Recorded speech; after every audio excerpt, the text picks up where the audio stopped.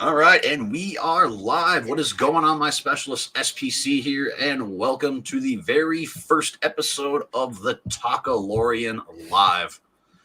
As you guys see, I have got my two co-hosts today. I've got Ren Geekness over here, and Hi, I've how's got it all going? and I got Andy King here as well again. How we doing, y'all? So, guys, episode 1, or I guess chapter 9 of The Mandalorian. It's finally here. We finally got to watch it. I've watched it twice in the last 2 days. I don't know how many times you guys have watched it, but Red, let's start off with you, man. What did you think?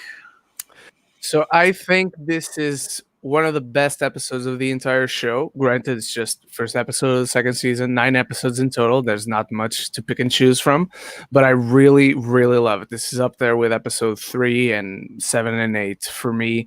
It was such a good return for the show. Like, we're back. Mandalorian's back. It's a weekly event. Come back every week. Check it out.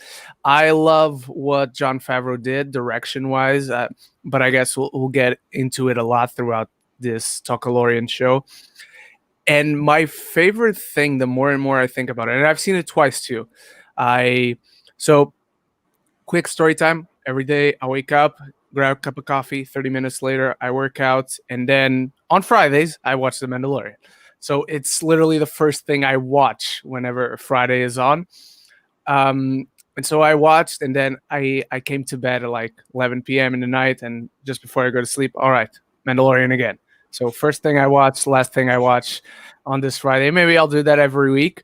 One of my favorite things, the more and more I see it, and again, I've seen it twice, it's that opening sequence of Mandalorian and Baby Yoda through the dark alley streets as he goes down to the fight club, as I like to call it, because it mirrors so much of the opening scene of the premiere episode of season 1. But now he's not alone.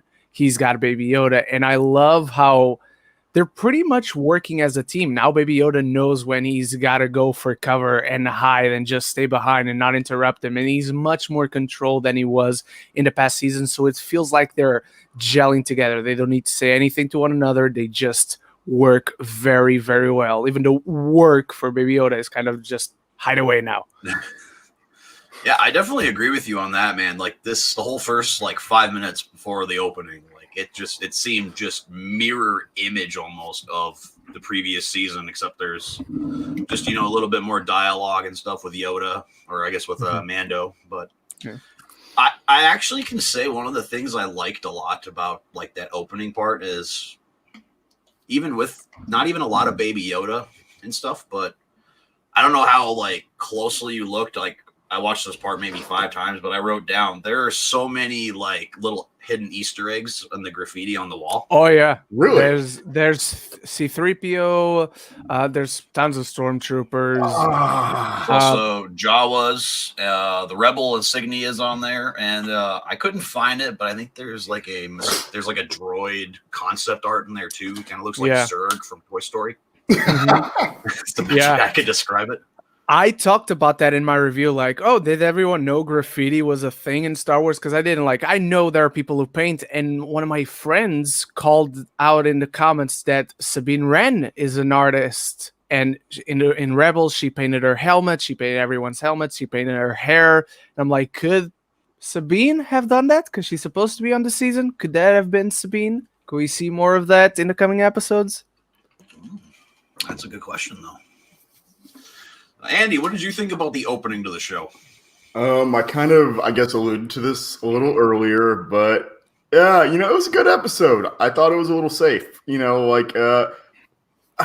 not even saying that in a bad way. I really liked it, especially, Ren, like you said, that opening sequence was brutal. Obviously without going into too much, it was awesome. But, I felt it was safe. We saw a little bit of, we saw stuff we'd seen before. Is this a spoil? Are we doing spoilers or are we doing? Yeah, this is all spoilers. Okay. Talk about Okay.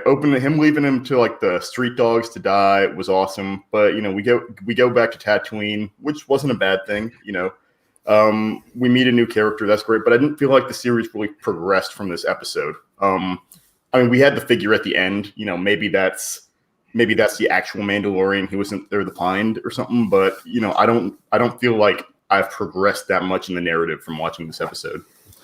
That's not to say I didn't like it. That's not to say it's actually not one of my favorite episodes of the series, just because I like kind of basic plots, like basic Western plots like that, which makes it so much more fun for me. But just in terms of like a plot progression thing, I felt like it was safe.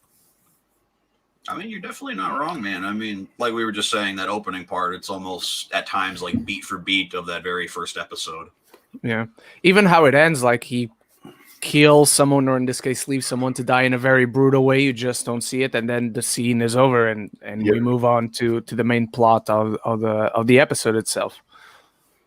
I don't know if you guys noticed, but like the Gamorreans who were fighting in the ring, that they're using vibro blades too. Yeah. One of the weapons that Mando uses in the earlier episodes. Yeah, I saw that. I thought that it had a different look to it, like when they hit each other. So I was like, is that a vibroblade? Is it?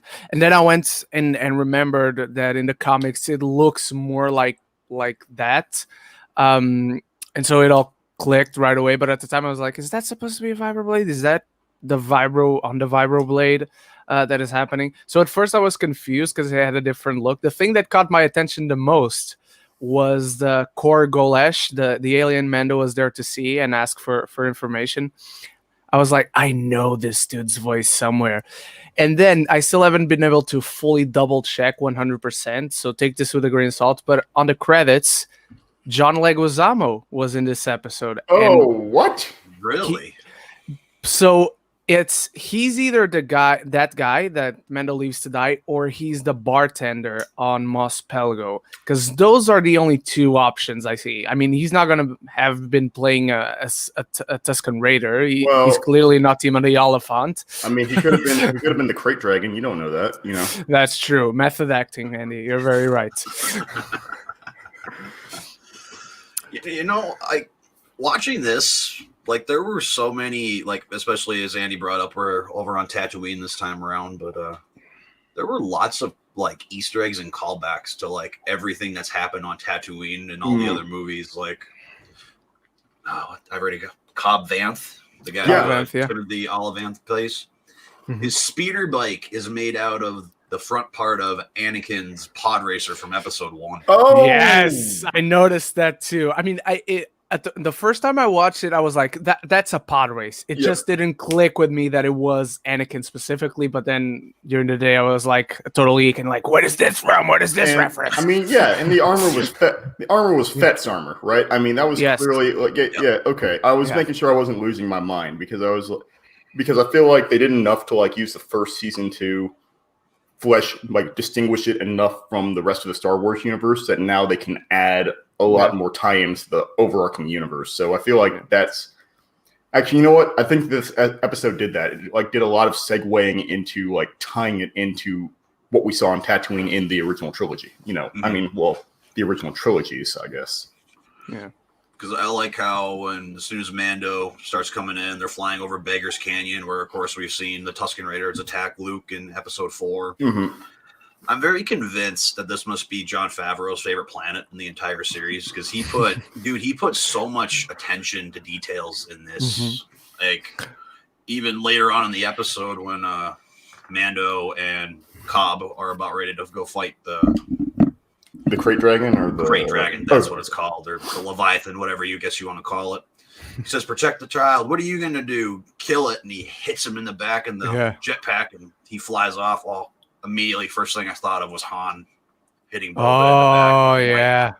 Like, such a callback, especially to just more poetic that he's wearing the Boba Fett armor. Yep. Can I make an unpopular opinion? Oh, boy. Here we go. I think the armor looks better on Vanth than it does on actual Boba. Whoa! I just like how different it is. It's not like the full Mando armor, but I like it. It's funny you say that, and hard to compare because clearly it wasn't Temuera Morrison on the original trilogy. But what I thought was that the armor looked bad on Cobb Vanth, but purposefully so, because Yes. it's not supposed to be him.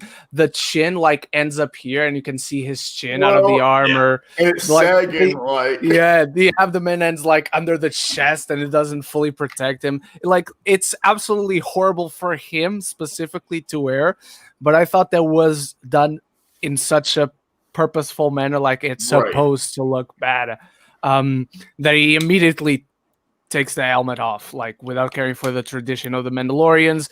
And I could kind of feel like, oh, he knows it doesn't look good. It's just for show. Yep. Well, yeah, show, and at the end of the day, I mean, if you got Belcar armor on, you got Belcar armor. You know, you're increasing your chance of staying alive, so it doesn't matter if it fits. And like you said, Either way, you're safe. It's a status symbol, you know, like too. Yeah, no, like even just watching it again, I'm like, man, I'm not a fan of the character Boba, but I love like that armor looks. I like the armor on Cobb way better. I'm sorry. Well, plus this is the first, like, that's what I like about the Mandalorian series is that Mandalorians were always such a cool. I didn't get too much into like the EU, you know, like the extended universe and all that, but like just it's a trap. Yeah. Well, especially since the Disney trilogy kind of undid and threw out everything. So now it's like there's little to no point. Either way, it's so you never really get that much of an investment in Mandalorian. So this is like the best time for you to like actually, oh, these are cool characters. Now we get to actually see them fleshed out outside of the original actual movies. So that's what's great to me about this series moving forward. It's just that I really like the idea of Mandalorians. I just never got that introduced to them as I wanted in the like actual Star Wars films. For sure. I definitely have to say too, the thing this series has done well. We didn't talk about it last time, but how all these like just small little like characters or species in Star Wars are like making them a bigger part of the world. Like this episode with the Tusken Raiders, and I think it was episode 2 of last season with the Jawas, and I like how all these just minor guys you've only seen a couple times in the series, like they're actually playing a bigger part. Yep. Yeah. And it also speaks to how big fans Jon Favreau and Dave Filoni are, because you were bringing up how Jon Favreau must be a true geek, and Tatooine must be his favorite planet. But it's like when you look at the iconography of Star Wars, like Tatooine is the most beautiful planet to shoot in. It gives the best even the last image of this episode with the wide shot of Mando going on a speeder bike, and you see the twin suns. Then someone is looking at him, and we'll talk about it, I'm sure. But that image alone, I feel like I want to paint that on my wall. Just the twin suns. It's such a legendary image that evokes so much of what Star Wars is, where it began and where it ended. Whether you like it or not, it began and ended there.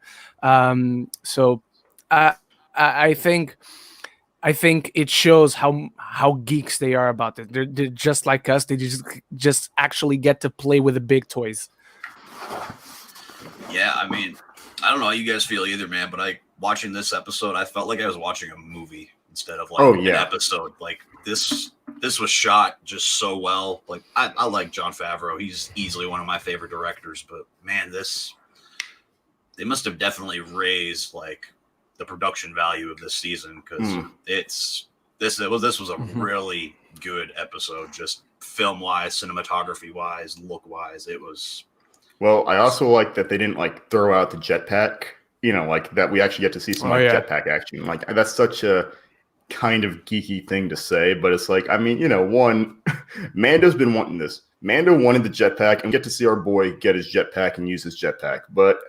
I like with production costs, it's always like cheap in shows when you see someone who has this awesome piece of technology and they can't or don't use it, or there's a convenient plot excuse because, you know, it costs a lot to like, you know, actually render in the show or to use, or the special effects. So actually seeing him use it like extensively in the first episode was really nice from a production quality aspect, like you said. Yeah, like this to me personally, just it's the best shot episode that's been on the series so far. Yeah, and it speaks to how much John Favreau wanted to make this look cinematic, because he changes the aspect ratio just right. Like medium and close-ups are very closed out. You have the big bars around the screen. It makes it feel more intimate, more personal, more calm. And then for the wide shots, when spoilers, the Great Dragon explodes, and when they're flying around, the big wides, the bars are gone. You see this big, awesome looking explosion. And then he just does cool stuff, to be honest. He plays by the rule of cool, which always applies. Like seeing Cobb Vanth and Mandalorian and and Mando both flying around and going up to the rock. Did that need to happen? No, because at the end of the day, it accomplished nothing.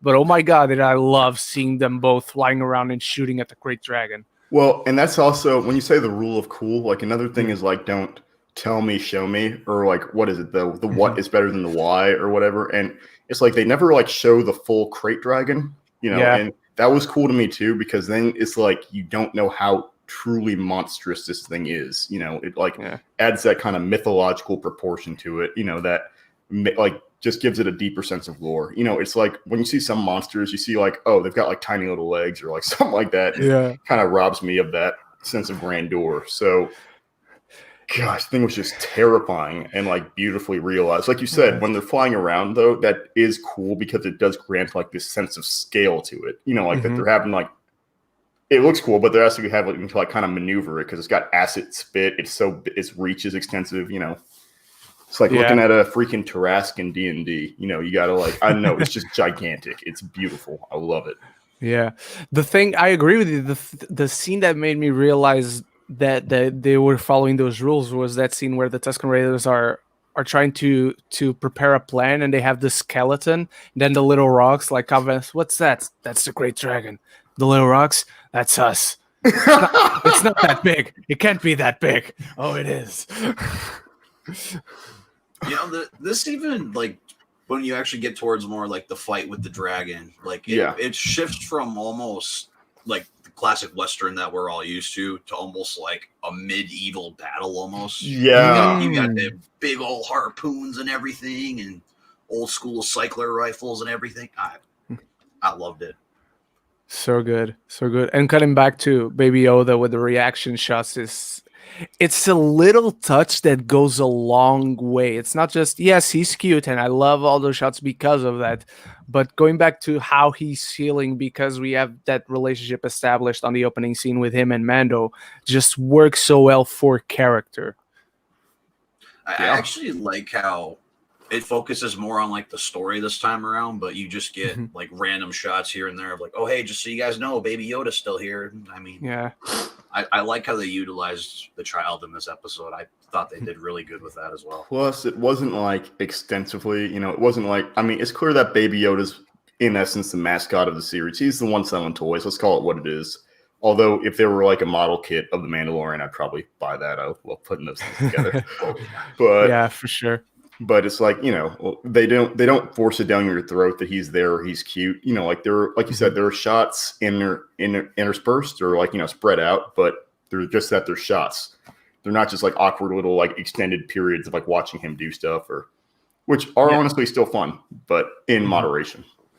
Yeah. It's not like they have someone having an important conversation and they cut to Baby Yoda while those people are having the important conversation and take away from the story. It felt just right. Like Mando is doing something, Mando is getting attacked or he's attacking, and you see Baby Yoda like looking around and reacting to it.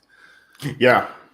And he doesn't have to rely on like, I mean, when they took down the Mudhorn, like Baby Yoda like lifting that thing in the air was massive. Like it was major, it was beautiful. But the fact that throughout the rest of the series, that's not a consistent, that's not a given that Baby Yoda's powers are going to bail him out of Dodge, or they're not like a, last chance sort of thing. So I think that's cool, is that it's clearly known that Baby Yoda is powerful, but, he's not the ace in the hole. He doesn't just, he's not the Deus Ex Machina. They're Deus Ex Machina. You're not counting on him or expecting him to get everyone out of Dodge. It's just like, okay, he's powerful. He just doesn't use it. Can't control it too often or whatever. It's. I'm not gonna lie though. Like I thought after the Great Dragon came out of the top of the mountain and started coming down, I was waiting for Baby Yoda to like lift up his hand and do something. Right, exactly. Like I thought he was gonna go like full Star Killer and like bring it down on top Oh of my god. top of the explosives or whatever, man. And I'm gonna point this out here, man. You know, the real hero of this episode is that Bantha, man. I mean, he had no choice but to give himself up. Mhm. Poor Banthas, man. Yep. I hate seeing animals dying, even if they're fake animals that don't exist. Especially because it looks so good with the practical effects. They're I don't like real seeing to animals dying. me. Yeah, exactly. Yeah, man, he's the true hero of this episode, man. I agree. I'm gonna throw it out there. I agree. For all the Banthas, we raise yeah. one to you. Rest in peace to all the Banthas we lost in this episode. Rip, spill, sip. Gosh. Cheers. So that's Star Wars guy in here. Welcome back, man. Hey. What if a Jedi pops up out of nowhere? How would you guys react? I guess for me, it would have to depend on the actual Jedi. Like, I mean, we all kind of already know Ahsoka's supposed to be in here somewhere, so that's not going to be like, oh my god, yeah. One episode. Yeah, if we see like, I don't know, like just figuratively say like the ghost of Obi-Wan or something there somewhere. Mando. Yeah, and I'm still sticking with my theory that because we don't even know enough about Yoda's species. Like even like last time we discussed this, I was telling y'all like I was trying so hard to find out information because I was like, it's crazy. I've known Star Wars growing up, and I've never like found out much more about Yoda's species. And then I realized that was intentional. It's like because it's still a mystery. Yeah, we don't even know the name. That's why right. It's like finding a baby out in space and calling it, I don't know, Baby Austin, just because it's the only human they know. It's a Baby Austin. For real. And like a lot of people, another interesting thing is like, I don't think anyone in the series has actually connected this thing to Yoda yet. Like, yeah, you're right. Like no one's actually said like, oh yeah, I've seen this. This looks very similar to a Jedi Master, or no one's actually like explicitly, as far as I know, I could be wrong, like pointed out a direct connection that it at least looks like Yoda, which makes sense because Yoda's species is like so rare. There's not even like a name for it, like in our established canon and all that. So I don't know. Like that's weird to me. It's true, and now that you brought it up, there's one character that the Star Wars guy also pointed out, and that character is confirmed to be on the show. But as far as Bo-Katan does know at least of Yoda, right? I might be mistaken. I don't know if she knows Yoda himself, like if they know each other, but I think she knows of Yoda. She can't have forgotten, I think. Again, I haven't watched much of Clone Wars, so I don't know a lot about this Bo-Katan. I had to have a coworker of mine kind of tell me a bit about her, so I know a bit, but not enough to, again, get me excited for her to pop up on here. She's a badass. She was part of Death Watch. She was the sister of Empress Satine, who was Obi-Wan's lover, and she helped Ahsoka in the final siege of Mandalore. Against Darth Maul, and then she popped up in Rebels, and if I'm not mistaken, it might have been Sabine or Sabine's mother herself, but she popped up in Rebels, and if I'm not mistaken, before the season 1 finale of The Mandalorian, she was the last person to have the Darksaber. You mentioned that, yeah. I Gosh, was gonna say, I'm pretty sure you said that last episode. I did. Okay. No. I just like Bo-Katan. No, but that's good to revisit it because like I said, I said it was a safe episode, but then like y'all pointed out a bunch of things that I didn't even think about. Like it's a safe episode on the surface where like I said, standard Western fare, but like then y'all pointed out there's a lot of like allusions, cameos, like Easter eggs, like that pointed to being directly like being interconnected, like it being in Tatooine, like we've got that armor, we've got, like you said, Anakin's speeder piece. His racer piece is on the guy's speeder bike. There's so many things that like it's safe on the surface. Like someone could go and watch it like without seeing the rest of the Mandalorian and think it's cool. But for someone who's like vested in the Star Wars universe, it's like kind of a big deal because there's a lot going on. Yeah, well, we didn't bring it up, but even Cobb Vanth, he's a character from the books in canon. Yeah. He's from one of the Aftermath books, I believe. The second one, because I've read all three. The first one and the second one are very forgettable. I enjoy the third one, even though I forgot it as well by this point because I read all the books. But he's one character from the books, and he has he talks about the Boba Fett armor. That's why when people took pictures of him on set and he had the Boba Fett armor, everyone was like, "Oh, he's Cobb Vanth from the books." Blah blah. Oh, that's awesome. Everyone started theorizing. Yeah. What did you guys think about the character overall of Cobb Vanth and Timothy Oliphant in his performance? Go ahead. I'll let you have it. Oh, okay. I'll let you have it, Ren. I'll let you have it. So, Timothy Oliphant is always a treat. Like, he's one of the most underrated actors out there. The first time I watched it, and I do not like the movie, so don't think I like the movie just because I'm bringing it up, but Hitman Agent 47 was the first time I watched it. What?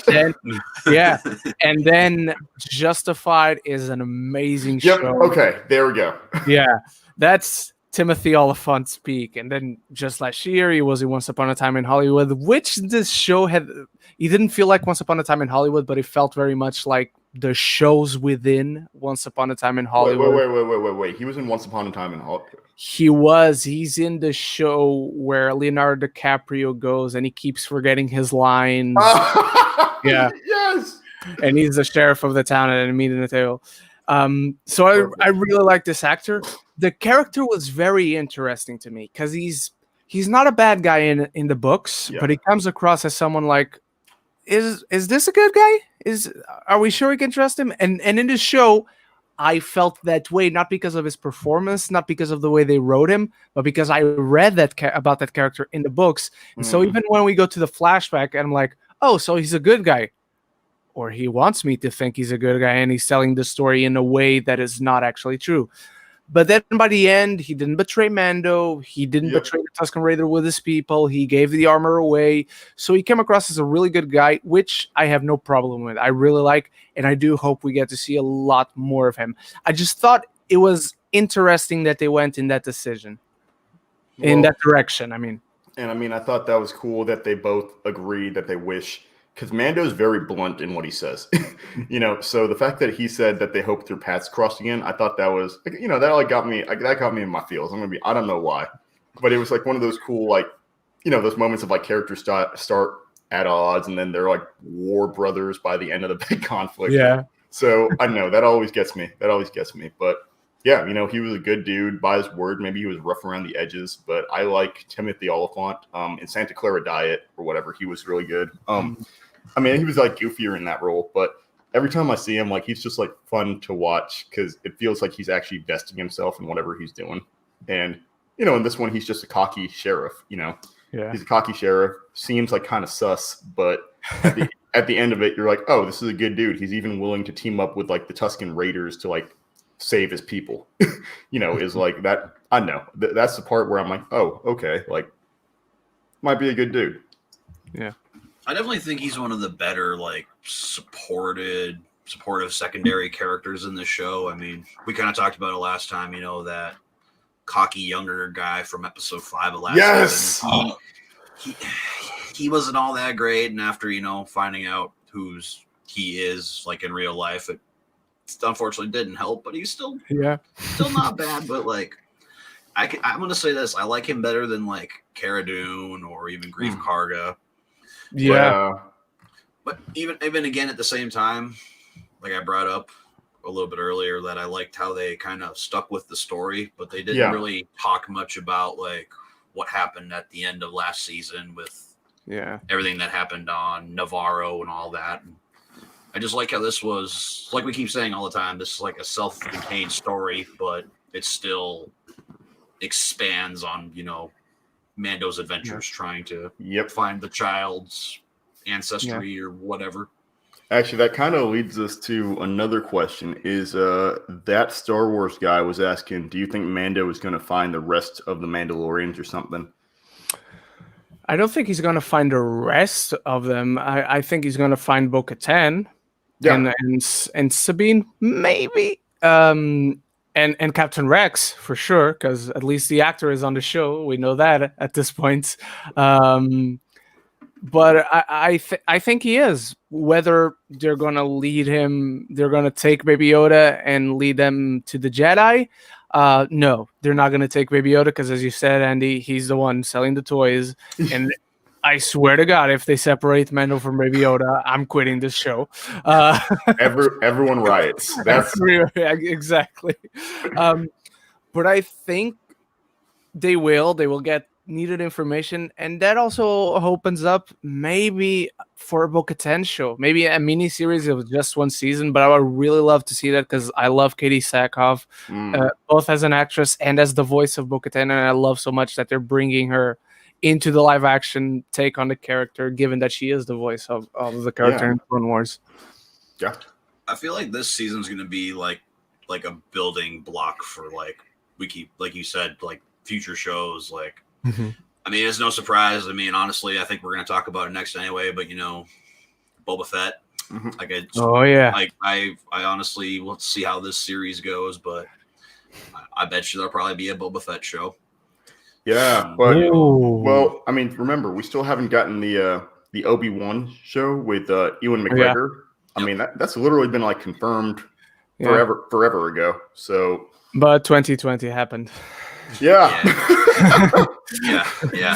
2020, man. But he has now confirmed, like recently. I think it was this month. It was like at the beginning of this month. He was on the Graham Norton show, which is a talk show over here in the UK, and he said that they start shooting in March. They're on the same place that the Mandalorian shoots with that screen behind them to make the environments and whatnot. Yeah. And wow. We're gonna go on in March, so maybe March 2022 we get Obi-Wan. Still too far away, man. But that is definitely one of the most hyped shows for Disney Plus.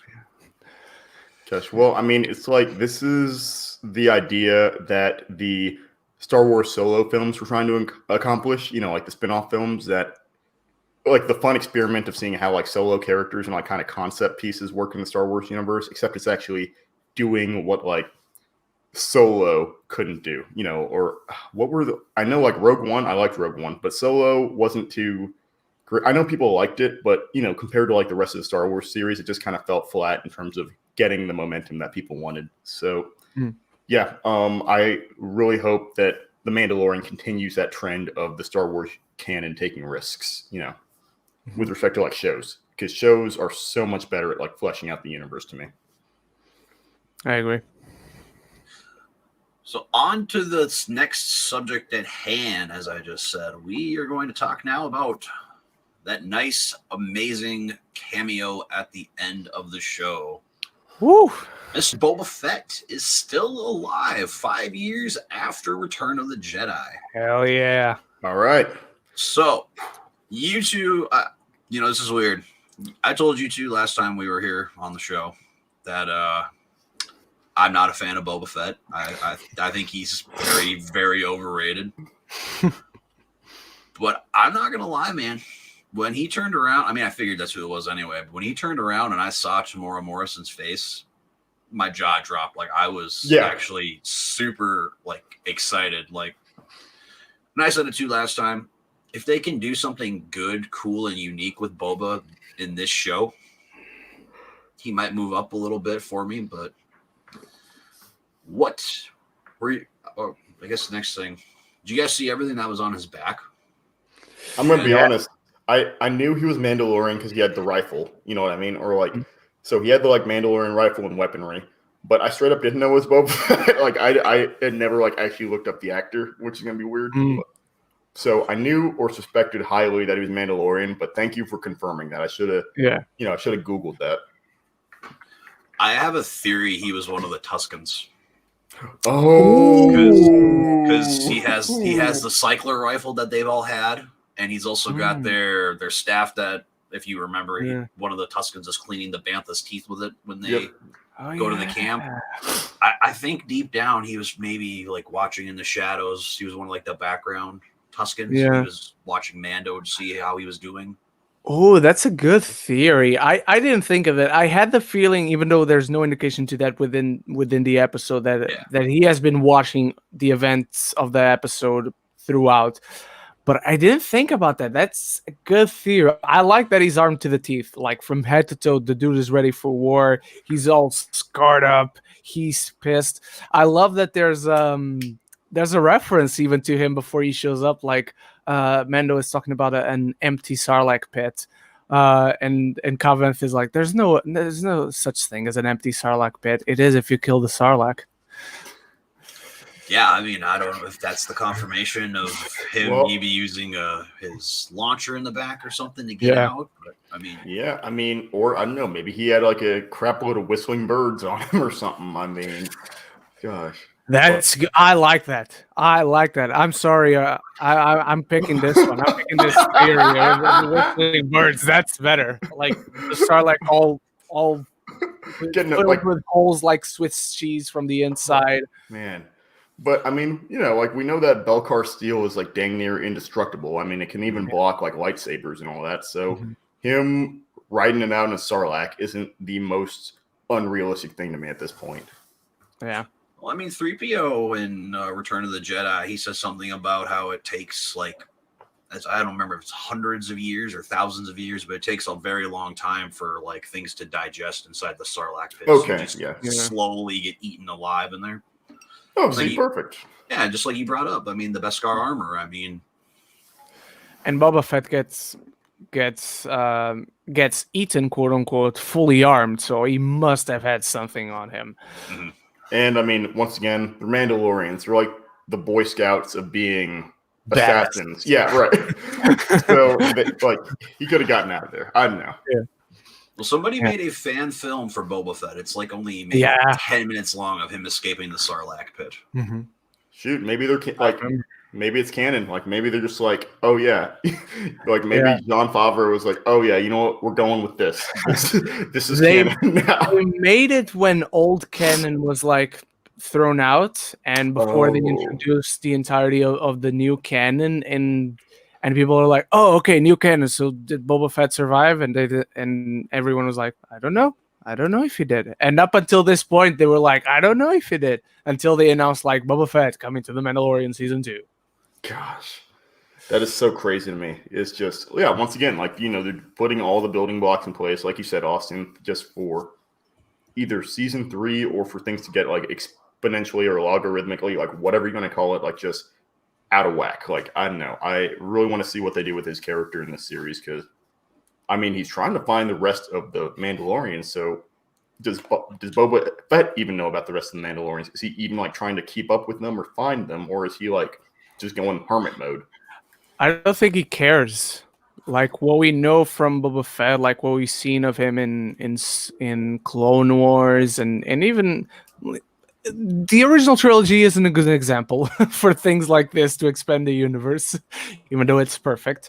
But from what we've seen of him, he separates himself from the rest of Mandalore, because I believe Boba Fett finds himself superior because he's original. He's the son of the original.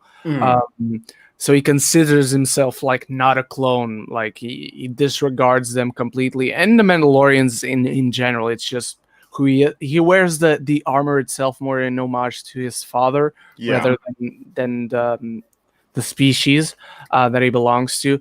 So I don't think he cares, which I like, because I feel like he was looking at a Mando and he's like, oh, he has my armor. And so it's going to be a Mando on Mando showdown throughout the season.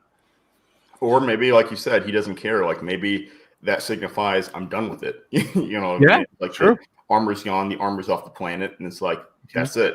Like, I don't know. Like, or maybe he was like trying to make sure that the one Mandalorian who could maybe track him down was out of commission. Like maybe that's why he was keeping tabs on Mando, is make sure he doesn't get tracked down. I don't know. Or I just thought of this. But maybe he saw Baby Yoda and somehow he knows there's a bounty on it. Oh, right. He's a bounty hunter at heart, man. Well, I mean, there's bounties on like Baby Yoda. Well, is there even a bounty on Baby Yoda anymore? I mean, like, I gotta believe there is, because the Doctor and Moff Gideon are still alive. Not that Mando knows it, but they're still alive, and I think they still want Baby Yoda. That's true because I mean there'd be a bounty on Mando as well at this point, right? I mean, like, Also true. Maybe that's why he goes to ask for help because we see in the trailers like he goes to Grief Karga and Cara Dune for help, and then we see him aboard Imperial spaceship. There's even a still shot that was released of Giancarlo Esposito's Moff Gideon. It's very close up to his face, but it feels like he's inside an Imperial spaceship, and he's like on the like on deck the or deck. Yeah. dang, that's awesome. Do you think Moff Gideon's going to hire Boba if he knows he's alive? Ooh. Tough to say because who knows what Boba's reputation is at this point within the universe. Like I'm saying he's dead. Like I'm saying that like in canon, everyone thinks he's dead. Like exactly. That's a fair enough point. That's fair enough. I don't know. But yeah, he could know that as like his ace in the hole. You know, it's like having a Mandalorian on call. I don't know. So how do you guys think just this episode, I mean, even just like that ending shot, how do you think that's going to progress throughout the remainder of the series? Do you think he's going to pop up in every episode? Do you think he's just going to pop up here and there? Do you think maybe he'll be a big part of the next episode? Because I feel like we're going to be on Tatooine for a little bit longer next episode. Oh, really? Because I thought from the trailers, and their trailers, they're supposed to mislead, but what do I know? It gives the impression that so it's going to be 8 episodes again. It gives the impression that most time will be spent on that desert, the ice planet where the ship crashes, where the Slave One crashes.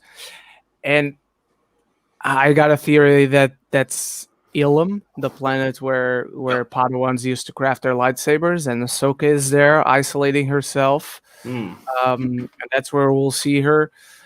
But I don't know. And we see lots of a few other planets on the trailers.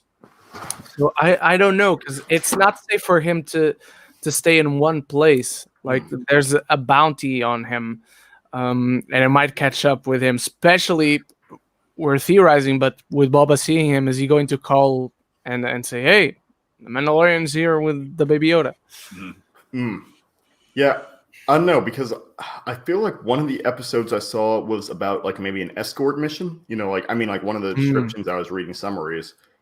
So I don't know. What if he's got to transport Boba in exchange for information or whatever? I mean, I can't. Is Boba trying to stay on this planet? I don't know. I figure he's like tired of being on Tatooine after a point, right, or something. But I mean, Obi-Wan spent 19 or 20 years on Tatooine and aged horribly. Yeah, but Obi-Wan didn't. Tatooine. Obi-Wan didn't get caught in a Sarlacc pit. You know, he was just chilling out sage mode style. You know, like just. But it has just been 5 years. With Obi-Wan, at least, that were 30 years or something like that. Yeah, that's a fair point. I mean, and he aged horribly physically, but he turned into Sir Alec Guinness, so that's not too bad, I think. But I just remember something, and Austin, you might be right, because the point of this episode was Mando was looking for a Mandalorian, and there was supposed to be a Mandalorian. So now, does he think that, it turns out it was just Cobb Vanth, there's no Mandalorian, or does he think, the Mandalorian in Tatooine must still be out there? I feel like he's going to keep searching because, I mean, he even said he's like, oh, yeah, I got these from the Jawas and that was damaged when I got it. And I feel like he's probably still going to, he'll probably go back to Mos Eisley, go back to his ship, probably do some more stuff. But I feel like we're going to be on Tatooine for another episode. Okay. And later, that Star Wars guy, he says he has to, that Star Wars guy, he says he has to get that out. So see you later, man. Thanks for joining. See ya. But yeah, I know. I feel like we're not done with Tatooine either. Like either A, he'll be on here next episode, or B, he's gonna like dip and then come back at some point. I don't know. Like I don't think we're done with Tatooine right now. I don't mind if we spend another episode of Tatooine, but if that stretches out to the 3rd episode, I feel like that might be too much. Yeah. And it reminds me of a line in this episode that I thought it was so funny, even though it's not supposed to be. And granted, in the Star Wars universe, it makes sense, but putting it in the perspective of real life, it's so ridiculous because, like, there's a Mandalorian Tatooine, and Mando is like, I've been to Tatooine. There's no one there. It's like, oh, where's Andy? He's on Earth. I'm on Earth. Andy's not here. Yeah. Gosh. But no, I think that is a funny line because once again, it's like you said, like I don't know, Tatooine's kind of like the Jerusalem of Star Wars. Like, that's a weird analog, but it's like it's the town or the planet where everything starts and everything ends. It's got like a quote unquote mythological significance in the Star Wars canon. So, I mean, saying that no one's on Tatooine is like a funny line because it's like, really? Because like Rey and like Obi-Wan Kenobi and Anakin and Luke, is like saying no one's on like Tatooine is like. Yeah. It's like saying nobody in Star Wars knows how to fly. Yeah, right.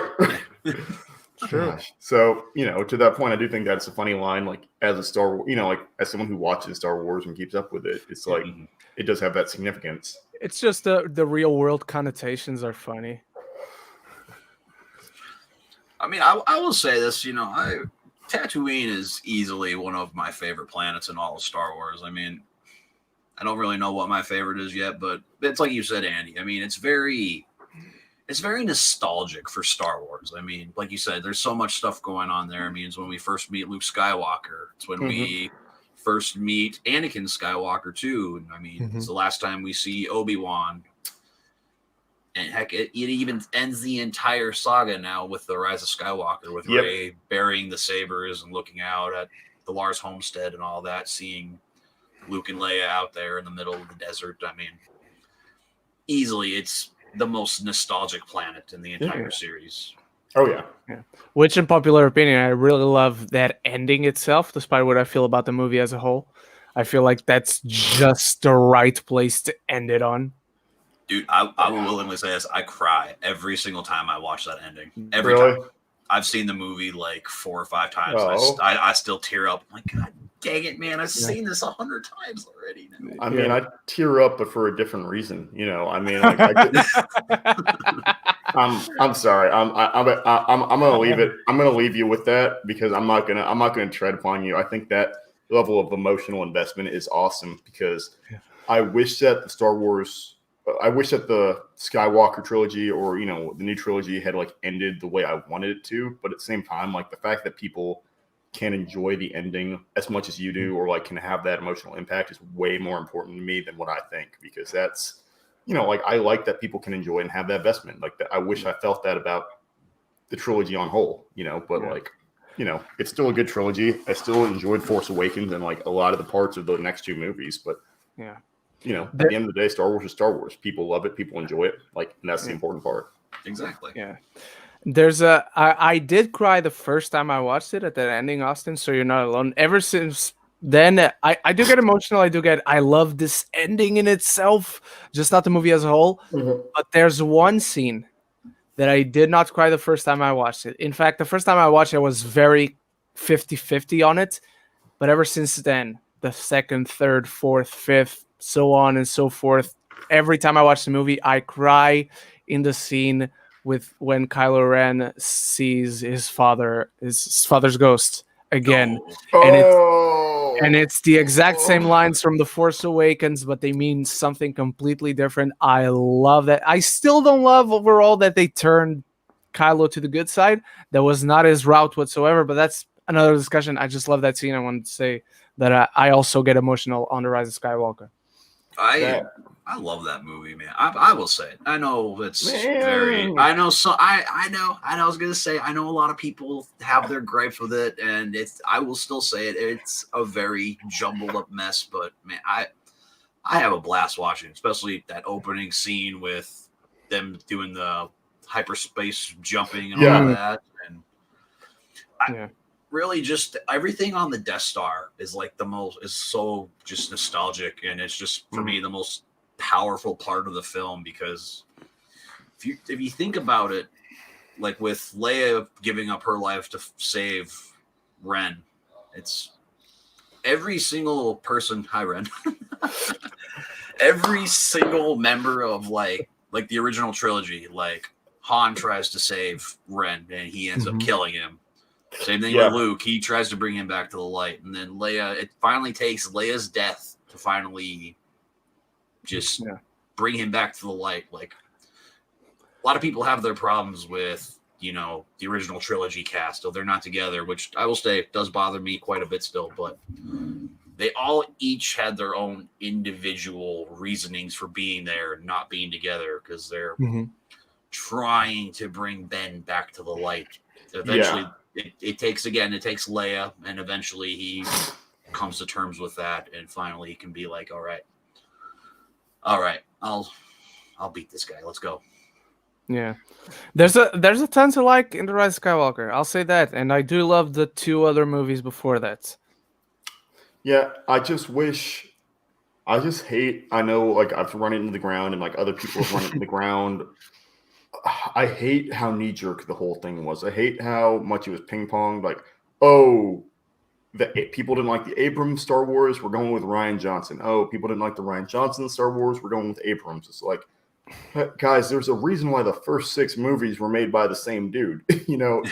Like, which is because whether or not you like it, they needed to have some coherence to them. But I do think or cohesiveness. But I do think the Force Awakens and the Last Jedi fit really well together. Last Jedi is just subversive, because nothing contradicts what the Force Awakens sets up. Like, I've read the Duel of the Fates script that Colin Trevorrow wrote. Yeah. Unpopular opinion, it's not a very good script. Really? But it also doesn't contradict anything that happens in The Force Awakens or anything that happens in The Last Jedi. And so it's a movie that I respect and think, even again, it's not a really good script. I think it would have ended up still being the worst of the new trilogy, but it's a movie that would have worked a lot better within the context of the new trilogy. There are some things I wish, though, they would have taken, because originally they were supposed to go to Coruscant. They were supposed to go to the Jedi Temple and like turn on this beacon and whatnot to get people to come. They're supposed to, like, Coruscant's been deserted for like years since the rule of the Empire. Yeah. So that I would have liked to have seen. I'd like to have seen Coruscant just deserted in all these brushes, all these crazy animals they were supposed to be. Yeah, I agree. Again, there's a lot of stuff to like in that script, like the ghost of Luke grabbing the saber of Ren as he goes to slice him. There's art, there's visual art to it, and it's an awesome looking supposed shot. Rey had a dual-bladed blue lightsaber that she could break apart and handle 2 lightsabers. Gosh, that's so cool. Dang it!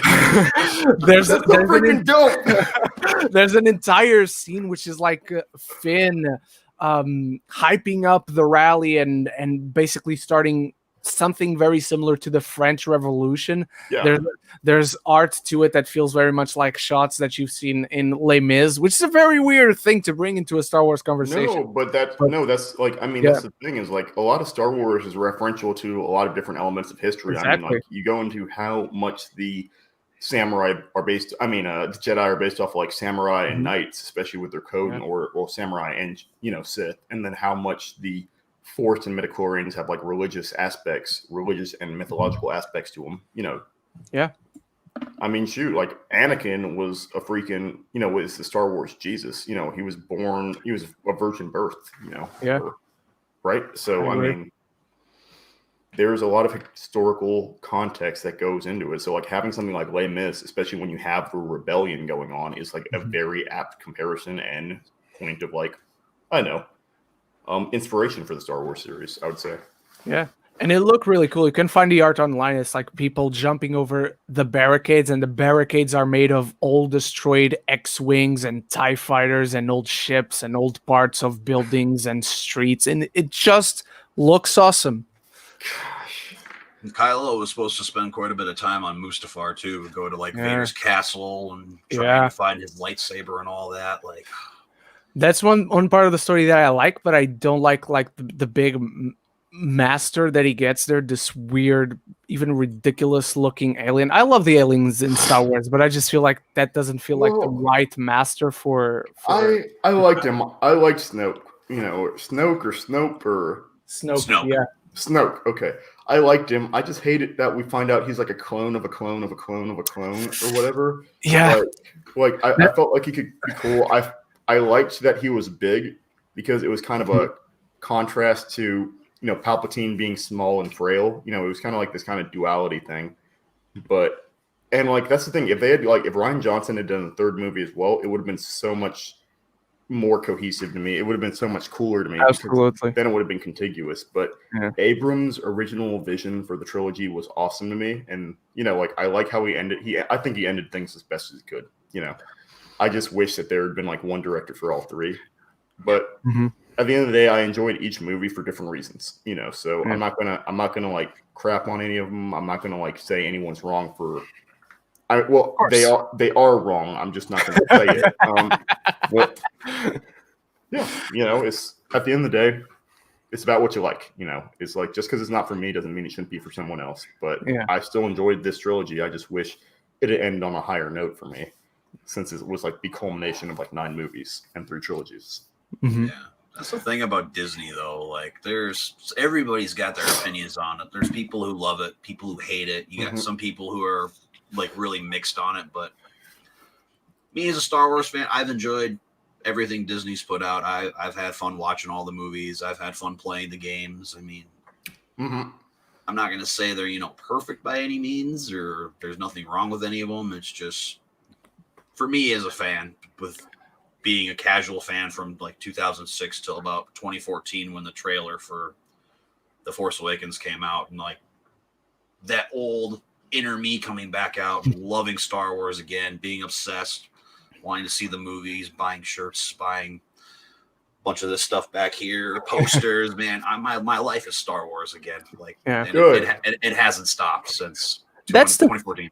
That's the thing, because look, the prequels for me, specifically episodes 1 and 2, they're not good movies. They're really, really bad movies. But guess what? I love Star Wars, all that Star Wars is. And every year I watch, now, all 9 movies, even the bad ones, because they're like the drug-addicted uncle that you want to see on Christmas and Easter. He's a bad example. He's not good company, but he's still family. And it's Star Wars, man. So I watch them all. Oh, my gosh. I agree with you. Like, again, I brought this up before. I like the sequels as a whole trilogy more than the prequels, but man, I still love episode 3. It's still, I love that movie so much. And that kind of goes. I enjoy episode 3 as well. That kind of goes back into my whole, like, I like parts of them, but like not them as a whole. Is like, I really like them building everything up. I like the idea of the Clone Wars and them delving back into the nature of clones in the Star Wars universe, like them bringing that back into play. I like that we actually get to see Anakin's fall from grace and him become Vader in the third one, as well as like all the conflicting emotions and like just discord he had going on that led to him kind of towing the line between being like a gray Jedi or just an outright Sith. But yeah, no, those weren't, like you said, those weren't like great movies. And I also hate how they did my boy, Grievous dirty. It was like watching Genndy Tartakovsky or whatnot, like we talked about last time, the Cartoon Network Clone Wars miniseries, like, and seeing how freaking frightening Grievous was in that one, wielding 4 lightsabers, 6 lightsabers, and then watching him in the, Clone Wars was just like, man, like, this is a disappointment. Come on. Although the one thing they did do was Maul. Like, Maul was just like a little minor character episode 1. Now he's just this fully fleshed out Sith / whatever you want to call him. But yeah, like they brought such a like life to him instead of just, oh yeah, he's an assassin. Yeah. He's not one of the best Star Wars characters overall. Well, it's one of those where he is like cool as heck though, but that's also the problem. Is like you said, Austin, they did a great job of like fleshing him out, like post killing him. Well, yeah, like after killing him, like they did a great job of fleshing him out, but it's like they hyped him up so much in the like before episode 1, like the Phantom Menace, that like it just. Also, okay, I'm gonna ask a really dumb question. Is he the Phantom Menace? Like, who is the? Okay, no, yep, Palpatine is the Phantom okay, Menace. Yep, thought so. Thought I'd ask anyways. It's taken me 28 years of my life to ask that question. Okay. No. Hey man, No, nothing but- wrong with asking questions, dude. No, but I mean, like, I guess I say that as a half joke, but as like a real thank you for clarifying. But it's like, yeah, they like, set the focus so much on like Darth Maul, and then like he played such a little role in the actual plot of the film that it just felt like we were deprived of like having that character fleshed out at the least. Yeah, I think they should have had, instead of Darth Maul and then Count Dooku, I think they should have just had either Darth Maul or Count Dooku as like the main Sith that everyone knows is around, and Palpatine stays behind the scenes. I would have been more invested in Dooku if you would have actually got to see him in episode 1, like turning, seeing Qui-Gon getting killed. That I would be more invested, but I like other that, than that, I'm not the biggest fan of Dooku in the series. I mean, he's played by a great actor in the late Christopher Lee, but he needs a Maul treatment. Yeah. He does have one. Hang on. Here it is. You got to read this book. Wait, can you turn that to the side? Like, oh yeah, nope. Yeah. Nope. Page count's over like 100. I can't do it, bro. No, but is it canon though? It is. You can get the audiobook and just have someone reading it to you as you work out. There you go. I just prefer actually reading and touching. No, I joke about it, but I do too. It's like I sometimes have problems with like ebooks just because I like having the physical book in my hand, or if I do read an ebook, I feel like I have to like have the physical copy of it. I don't know why. It's weird, but that is awesome. Like, but yeah, I guess we kind of need to get back to the Mandalorian, maybe like episode. Yeah, Mandalorian. I'm sorry. Episode 9 or part 9 or Chapter 9. Chapter there we 9. Go. Chapter 9. Thank you. There's another big thing I know I want to talk to you guys. I don't even know what it is. Can't think about it. It's gone. I had it and it escaped me. Gosh, I mean, yeah. At the end of the day, I don't know. I still feel like, yeah. I know I said it was like kind of a safe episode, but I still feel like it was a good episode, if not great episode. Like, just because I still really like the end fight scene, like, or just like all these people coming together, setting aside their differences, coming up against the Crate Dragon. But I like watching Timothy Oliphant, like you said. But I also just like that we got the Mandalorian back, baby. I mean, come on, like this. And it was, I said safe episode, but there's nothing wrong with that when you're starting a series back up. There's no need to throw everyone in the deep end of like plot dump. And you still had enough like Easter eggs and like plot points sewn throughout the episode so subtly that when you guys pointed them back out to me, it's like, I guess I would need to watch the episode a second time, and probably will, to get that like kind of level of like nuance. Yeah, I just watched it again before we hopped on here, and one thing I want. Okay, I remember what it is. Can we talk about how swole that he got over time? Oh, the Mandalorian, or he's massive now. He is. I don't know why. That was the first thing I noticed. Like, man, he looks like a baby. like he's jacked now, man. Yeah, I noticed it particularly on the scene when they're flying around, and then they set down on the rock next to the Great Dragon's face, and you see the shot from behind, and you just see his shoulders are so large and so bulky now. And that's probably not even Pedro Pascal. So it's either John Wayne's grandson or the other guy who I'm forgetting who doubles for Mando. But he's huge. Yeah. It's just, I don't know why. It was just distracting to me. I'm like, man, Mando, wow. Putting on that helmet over and over and over again. They probably would. I mean, like, I feel like, yeah, maybe like Pascal was probably like working out like offset, like, because it's a big series. You kind of got to at that point. That's kind of the expectation.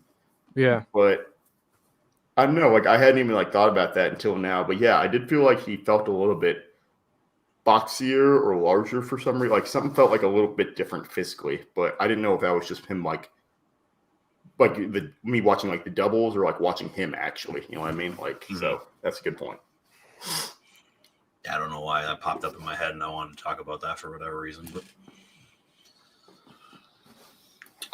yeah, I guess I think we've kind of pretty much covered everything. I mean, we talked about the new character, Vance. I mean, we talked about Boba Fett's resurgence. Boba Fett's resurgence, the time we got on Tatooine, the production value, how it's definitely gone up and everything. I mean, I'm just hoping they can maintain that consistently because, like you said, this episode looked freaking beautiful.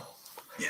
And they didn't, like, shy away from, like, the crate dragon. Like, I mean, like, just showing it, like, watching its movements. Like, it felt very... prominent in the scenes it was in. So I felt like I was watching Tremors.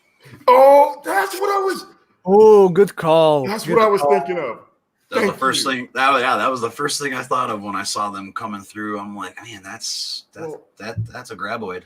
Well, that's the thing. It's like when I saw it, I was like, okay, it's not a Sarlacc. I don't know why I thought it was like a Sarlacc. I thought like a pit was opening up. I thought so too. Yeah, but I was like, okay, it's not a Sarlacc. Like, what is it? Like, why does this make me think of like some other like weird monster? And that's it was a freaking graboid. Yeah, freaking Kevin Bacon trim. Like, come on. Oh gosh, love that movie, man. It's so good. God. Yeah, no, I thought the same thing too. Like when the dragon actually came out of the nest, like and it opened its mouth. That was the first thing I thought of too. I'm like, that looks like the inside of a Sarlacc pit. Yeah, right.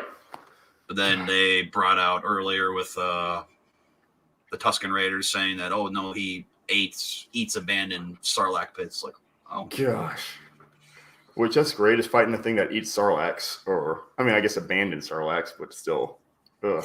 Yeah, that's kind of terrifying. But I mean, all in all, like, if you had to give this out of 10, what would you guys rate this? Oh, dang it! See me, I'm like a soft 8.5, but I'm at a really strong 9. I'm going 8.5 as well. There's no particular issue I have with this episode. It's just one of those, okay, it's not perfect, but I can't really point anything specific. My one issue, I mentioned this in my review, my one issue with it, and this is really nitpicky, this is really looking for things, but it was the scene where they go back to the villages in Mos Pelgo and they try to convince them to work alongside the Tusken Raiders. And everyone's like, oh, we don't trust those monsters. And Mando just says, oh, they're vicious, but they're trustworthy. And if you team up with them, they'll leave you alone if you leave them alone. And they're like, oh, okay, then. I would have liked a little bit more conflict there, because it's like, it's not even Cobb Vanth who says that, because Cobb Vanth is someone they look up to, protects them. If he had said that, it would make sense for everyone to believe him, but it's Mando. Like, who is Mando to them? They don't know Mando from anywhere. This is actually not a bad point now that you bring it up. Yeah, I don't know if it's just the status of him being a Mandalorian or what the deal is. Also true. Again, it's very nitpicky in the whole context of this episode. I just wanted them to team up, and on the other side of that, I was really happy that there was no betrayal as they were putting the bombs underneath the earth, and like, I'm like, oh, is someone gonna betray someone, and infighting is gonna start? I was really happy that didn't happen. I also like that Timothy. Cobb Vanth, right? Yep. Okay, I think Kolb or Colby. Okay, either way, I really like that Cobb Vanth. Like, also wasn't like this like shoot from the hip sort of guy. Like, you know, like they both waited until they agreed it was like the right time to detonate the charges. So it's like, oh, it wasn't like someone jumping the gun. It just literally didn't work. You know, so I think that was also a nice little addition, because it's like, okay, like the dude's like a professional, or you know, has like professional aspects of him. So he's not like a piece of crap. You know, it's just. The initial plan just didn't work, and then they had to wing it. So that was nice. Oh, and Ren, I watched your review. Those armadillo dogs, as you like to call them.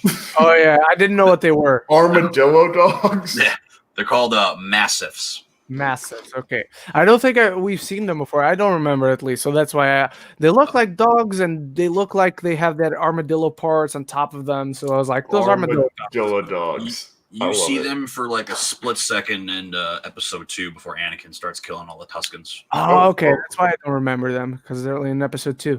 I like to forget. It's okay. Then each year it's like something new I watch, and I still don't like this.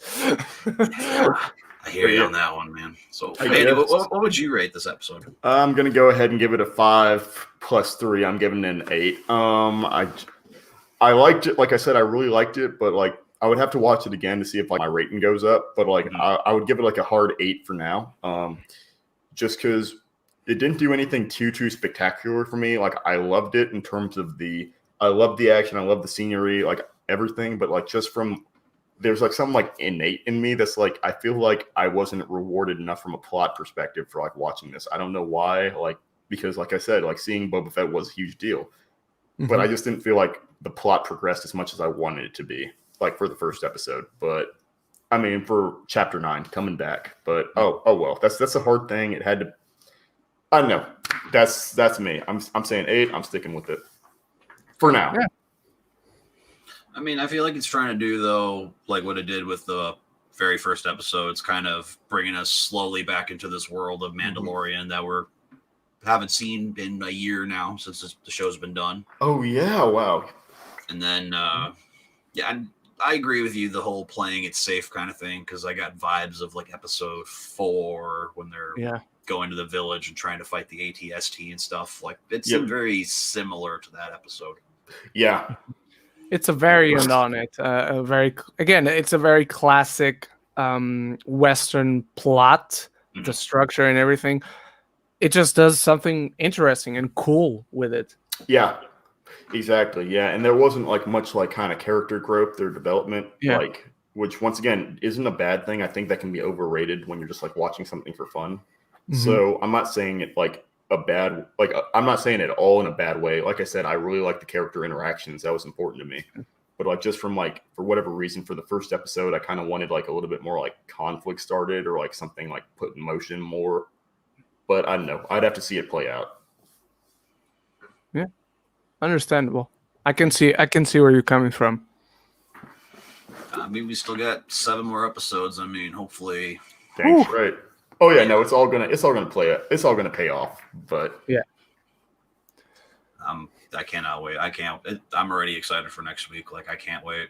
Let's freaking go, baby. Oof. So, anything else you guys want to touch on? I mean, like I said, I think we pretty much covered on everything. Do we know the name of the next episode? I saw it online. Yeah. Yeah, it's weird because I looked online a couple weeks ago, and the name for this episode was completely different from what it said it was going to be. Like this was going to be called. Yeah, this was going to be called The Search. But now and it was called The Marshal. So I guess I don't even know what next week's episode is going to be. The search does make sense. He was searching for but maybe that's part of it, right? Is like, yeah, because it was a search, but still, I don't know. Okay, according to IMDb, the next episode doesn't have a title yet. All right. Well, dang. Let's freaking go. Because I know they've done that a few times with Star Wars. Like I think episode 8 was called like Black Diamond. There's like a back. Oh, I don't remember what exactly like the internal name, like this. Yeah, production name, like the production name. Yeah, the working title. Working title. Yep, that's Because like A New Hope, I think it's called like Blue Harvest. No, I think that's Return. I believe I might be wrong, but I think that's Return. Yeah, one of them is Blue Harvest. I remember that one. I mean, like even the new Xbox was called like Scorpio or Scarlet or something. Like all those things have like production names. It's weird. The next episode doesn't have a title yet. I can't find it anywhere. Shoot. But yeah, that's all I have. I mean, I just want to see the next episode and see where we go from here. Yeah, I mean, fortunately, you got to wait a whole nother week, man, but it'll be well worth it. It'll be worth it. All right. So, all right, guys, that is going to do it for our live review of episode 1 of season 2 of The Mandalorian. I want to thank my 2 co-hosts, Annie and Ren, for stopping by. Very excited for next week. Hopefully, we can continue to keep making this a weekly thing. Yes, sir. Oh, yeah. If not, maybe we'll have to do like a dual episode or something. I don't know. We'll see. Oh, yeah. So, all right, guys. I guess with that being said, make sure you guys hit that like button. Subscribe if you haven't already. Go and check out these guys' channels. I will link them down below in the description box. And we'll see you next time.